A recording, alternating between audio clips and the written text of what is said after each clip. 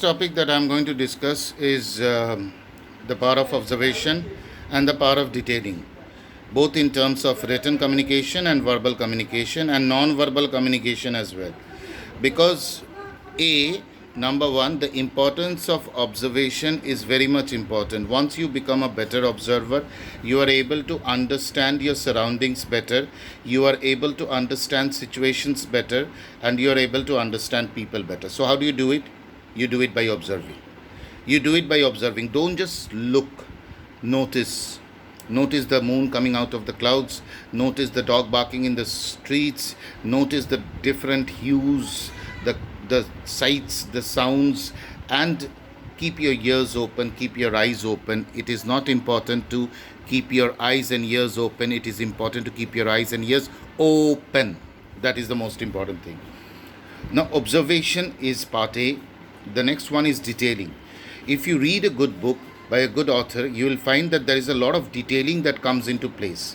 A good author is an author who gets into the details, who does not give us a bird eye view. A bird eye view is not an essential part here, though it is important in certain cases, but it is very important to get into the details. Say, for an example, in her first book, Arundhati Roy had expressed the monsoon in Kerala in this way. The name of the place is Aynaman. May in Aynaman is a hot brooding month. And then he explained the whole thing in such a way that I, as a reader, could smell the smell of the soil, which is called petrichor. I, as a reader, could feel the drops of the rain falling on my face.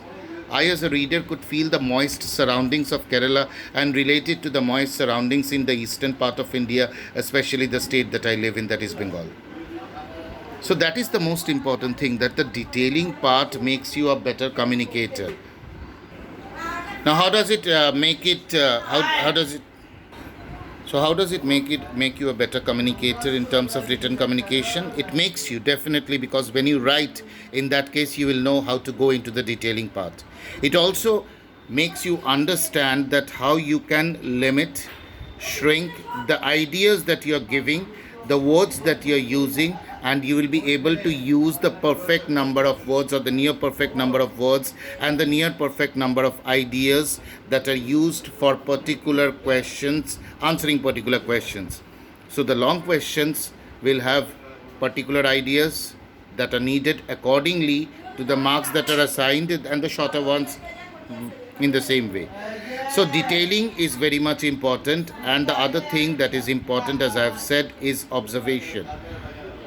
These are the important things that you need to understand if you are to become a better speaker, if you are to become a better writer of any language, be it the vernacular or the English language.